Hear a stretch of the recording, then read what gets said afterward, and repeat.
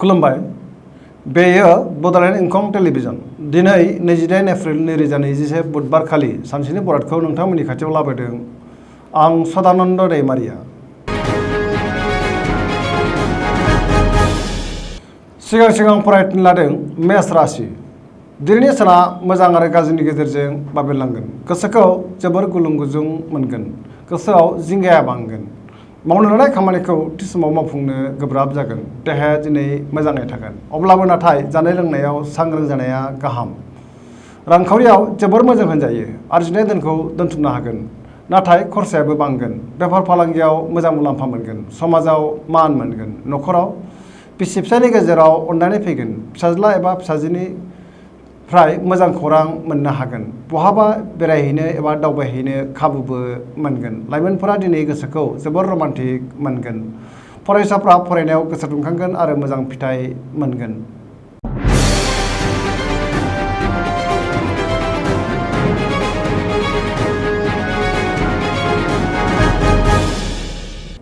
वृष राशि। दिनैनि साना जोबोर मोजां। गुबुननि हेफाजाब मोननानै दिनै गोसोखौ जोबोर गोजोननाय मोनगोन। गोसोनि बोलोआ बांगोन। मावनो लानाय खामानिखौ थि समावनो आरो गोरलैयैनो मावफुंनो हागोन। समाजाव गोबां मान मोनगोन। रांखावरियाव मोजां होनजायो। बेफार फालांगियावबो गोबां मुलाम्फा मोननो हागोन। बहाबा थाङोब्ला दिनै जोबोर मोजां। न'खराव बिसि फिसायनि गेजेराव अनलायनाय फैगोन। देहाया दिनै मोजाङै थागोन। अब्लाबो जानाय लोंनायाव सांग्रां जानाया गाहाम। सेंग्रा सिख्लाफ्रा दिनै गोसोखौ जोबोर रमान्टिक मोनगोन आरो गोसोनि साननायखौ फोरमायलायनोबो हागोन। बहानिफ्रायबा हरखाबै मोजां खौरां मोनगोन। फरायसाफ्रा फरायनायाव गोसो दुंखांगोन आरो मोजां फिथाइ मोननो हागोन। धोरोमारि बिथिङावबो गोसो दुंखांगोन। गोसोनि साननायफ्रा जाफुंगोन।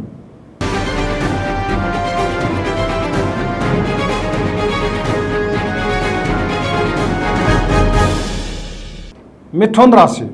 दिनैनि साना जोबोर मोजां। गोसोखौ जोबोर गोजोननाय मोनगोन। देहाया दिनै मोजाङै थागोन। अब्लाबो जानाय लोंनायाव सांग्रां जानाया गाहाम। रांखावरियाव जोबोर मोजां होनजायो। आरजिनाय धोनखौ दोनथुमनो हागोन। मोननो गोनां धोनखौबो दिनै मोननो हागोन। बेफार फालांगियाव मोजां मुलाम्फा मोनगोन। न'खराव बिसि फिसायनि गेजेराव अनलायनाय फैगोन। बिदा फंबायनि हेफाजाब मोनगोन। समाजाव मान मोनगोन। मावनो लानाय खामानिखौ थि समावनो आरो गोरलैयैनो मावफुंनो हागोन। गुबुननि हेफाजाब मोनगोन। बहाबा थांनो एबा बेरायहैनो खाबु मोनगोन। गोसोनि बोलोआ बांगोन। गियाना बांगोन। गोथों आरो गोग्गो साननो रोंगोन।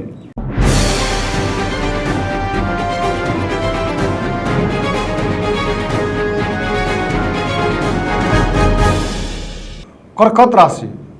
दिनैनि साना बारा मोजां नङा। गोसोखौ जोबोर गिलुं गिलुं मोनगोन। बहाबा लामा हान्थियोब्ला सांग्रां जानाया गाहाम। जाब्रबथायनि आसा दङ। मावनो लानाय खामानिखौ थि समाव मावफुंनो हागोन। रांखावरियाव जोबोर मोजां होनजायो। आरजिनाय धोनखौ दोनथुमनोबो हागोन। बेफार फालांगियाव मोजां मुलाम्फा मोनगोन। मोननो गोनां धोनखौबो दिनै मोननो हागोन। देहाया नाथाय बारा मोजां थानाय नङा। जानाय लोंनायाव सांग्रां जानाया गाहाम। गुबुननि हेफाजाब लानांगोन। न'खराव बिसि फिसायनि गेजेराव अनलायनाय फैगोन। समाजाव मान मोनगोन। सोरबा लोगोआ गाज्रि नोजोर होखोमागोन। सांग्रां जानाया गाहाम।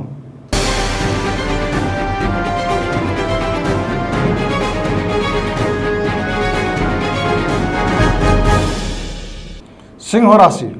दिनैनि साना जोबोर मोजां। सोरबा गोजाम लोगोजों बहाबा लोगो मोनलायनानै गोसोखौ जोबोर गोजोननाय मोनगोन। मावनो लानाय खामानिखौबो थि समावनो आरो गोरलैयैनो मावफुंनो हागोन। रांखावरियाव जोबोर मोजां होनजायो। आरजिनाय धोनखौ दोनथुमनो हागोन। मोननो गोनां धोनखौ दिनै मोननो हागोन। बेफार फालांगियाव मोजां मुलाम्फा मोनगोन। न'खराव गोजोन थागोन। बयजोंबो मिनि खुसि आरो रंजा खुसियै थानो हागोन। गोसोनि बोलोआ बांगोन। समाजाव मान मोनगोन। गुबुननि गोसोखौ गोरलैयैनो बोनो हागोन। सेंग्रा सिख्लाफोरा गोसोखौ जोबोर रमान्टिक मोनगोन आरो गावबा गावनि गोसोनि साननायखौ फोरमायलायनोबो हागोन। फरायसाफ्रा फरायनायाव गोसो दुंखांगोन आरो मोजां फिथाइ मोनगोन। गोसोनि साननायफ्रा फारि फारि जाफुंजोबगोन।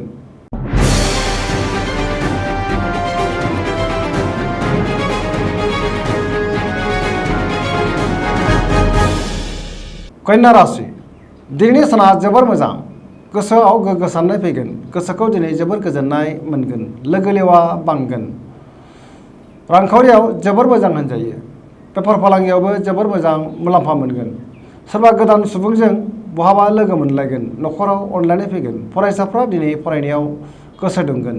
सेंग्रा सिख्लाफ्रा गोसोखौ जोबोर रमान्टिक मोनगोन आरो गावबा गावनि गोसोनि साननायखौ फोरमायलायनोबो हागोन। समाजाव गोबां मान मोनगोन।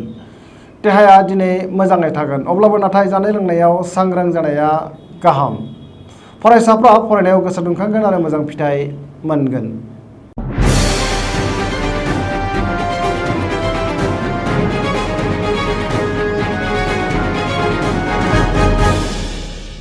तुला राशि दिनैनि साना जोबोर मोजां। गोसोखौ जोबोर गोजोननाय मोनगोन। गोसोनि बोलोआ बांगोन। गोसोनि साननायफोरा जाफुंगोन। मावनो लानाय खामानिखौ थि समावनो आरो गोरलैयैनो मावफुंनोबो हागोन।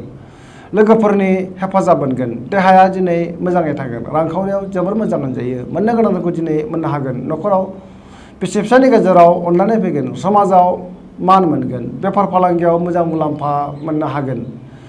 लिरनाय फरायनायाव आखा फाखा जागोन आरो गोसो दुंखांगोन। फरायसाफ्रा फरायनायाव गोसो दुंगोन आरो मोजां फिथाइबो मोननो हागोन। लाइमोनफोरनि गोसोआ जोबोर रमान्टिक जागोन।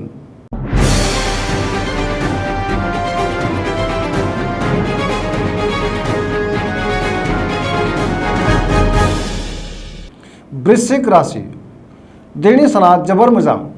गोसोआव पजिटिभ साननाय फैगोन। मावनो लानाय खामानिखौ थि समावनो आरो गोरलैयैनो मावफुंनो हागोन। गोसोनि बोलोआ बांगोन। समाजाव मान मोनगोन। न'खराव बिसि फिसायनि गेजेराव अननानै फैगोन। बिदा फंबायनि एबा बाय बाहागिनि हेफाजाब मोनगोन। रांखावरियाव जोबोर मोजां। बेफार फालांगियावबो मोजां मुलाम्फा मोननो हागोन। देहाया दिनै मोजाङै थागोन। गुबुननि गोसोखौ बोनो हागोन। गुबुननि जेंनायाव हाबफायैआनो मोजां। बहाबा दावबायहैनो खाबु मोनगोन। लाइमोनफोरनि गोसोआ दिनै जोबोर रमान्टिक जागोन आरो गावबा गावनि गोसोनि साननायखौ फोरमायलायनोबो हागोन। फरायसाफ्रा फरायनायाव गोसो दुंखांगोन आरो मोजां फिथाइ मोनगोन। गोसोनि साननायफोरा जाफुंगोन।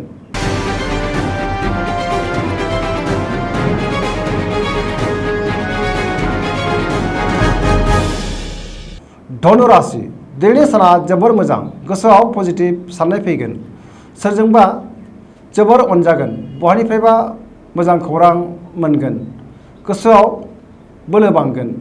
हारसिं थानो गोसो जागोन आरो थानोबो हागोन। मावनो लानाय खामानिखौ थि समावनो मावफुंनोबो हागोन। रांखावरियाव जोबोर मोजां। बेफार फालांगियावबो जोबोर मोजां मुलाम्फा मोनगोन। देहाया दिनै मोजाङै थागोन, अब्लाबो नाथाय जानाय लोंनायाव सांग्रां जानाया गाहाम। न'खराव अननानै फैगोन। बिमा बिफानि अननाय आरो बोर मोनगोन। बिदा फंबायनि हेफाजाब मोनगोन। गुबुना खहा खालामनो नाजागोन। सांग्रां जानाया गाहाम। लाइमोनफोरनि गोसोआ दिनै जोबोर रमान्टिक जागोन।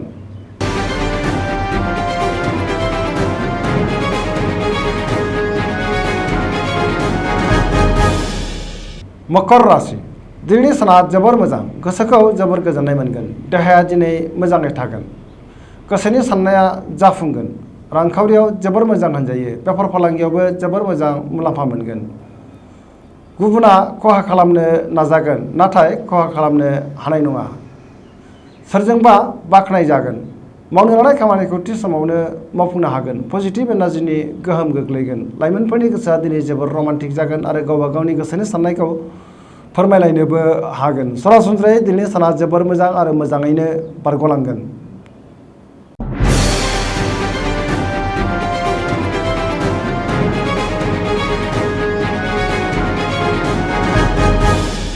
कुम्भ राशि दिनैनि साना जोबोर मोजां। गोसोखौ जोबोर गोजोननाय मोनगोन। मावनो लानाय खामानिखौ थि समावनो मावफुंनो हागोन। बहानिफ्रायबा हरखाबै मोजां खौरां फैनो हागौ। समाजाव गोबां मान मोनगोन। न'खराव बिसि फिसायनि गेजेराव अननानै फैगोन। बिदा फंबायजों मोजां सोमोन्दो थागोन। रांखावरियाव जोबोर मोजां होनजायो। बहानिफ्रायबा गोबां धोन मोनगोन। आरजिनाय धोनखौ दोनथुमनो हागोन। बेफार फालांगियावबो मोजां मुलाम्फा खामायनो हागोन। देहाया दिनै मोजाङै थागोन, अब्लाबो जानाय लोंनायाव सांग्रां जानाया गाहाम। सेंग्रा सिख्लाफ्रा गावबा गावनि गोसोनि साननायखौ फोरमायलायनो हागोन आरो गोसोआ जोबोर रमान्टिक जागोन। फरायसाफ्रा फरायनायाव गोसो दुंखांगोन आरो मोजां फिथाइ मोननोबो हागोन।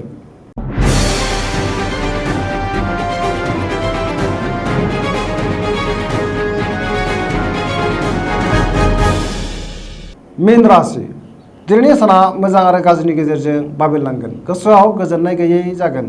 गोसोखौ जोबोर उसुखुथु आरो गुलुं गुजुं मोनगोन। गोसोनि बोलोआ लोरबां जागोन। देहाया दिनै बारा मोजां थानाय नङा। जानाय लोंनायाव सांग्रां जानाया गाहाम। रांखावरियाव बारा मोजां नङा। खरसाया बांगोन। बेफार फालांगियावबो मोजां मुलाम्फा अदेबानि मोननो हागोन।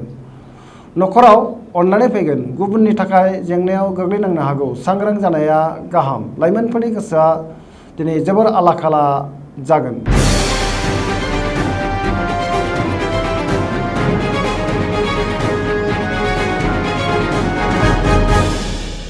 दिनैनि राशि फरायथिनाया एसेनोसै जोबनायाव बेखौनो खावलायो जाहाथे नोंथांमोना सानफ्रामबो जोंनि बे बड'लेण्ड इंखं टेलिभिजनखौ नायबाय थायो आरो साबस्क्राइब खालामो। एसेनोसै गोजोन्थों।